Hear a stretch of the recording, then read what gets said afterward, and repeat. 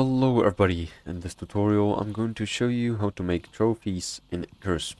First of all, go to the tech tree and make sure you got the carpentry bench unlocked.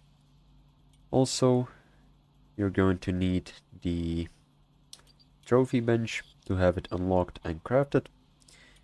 Once you do, go to the carpentry bench and here you can make some refined wood. You're gonna need about 30 refined wood for one trophy. Also, to get a head from a animal, you're gonna need to have a taxidermy knife, which you can find in the tier 2 and right on the beginning. So, once you've gathered a head from an animal and refined wood, you can go to the trophy bench and go ahead and craft the trophy.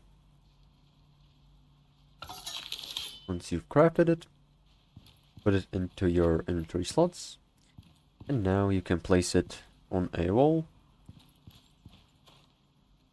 Let's say about here. Also, it's going to give you some coziness bonus. So that's pretty much it all. Make sure to like and subscribe, and see you in the next one.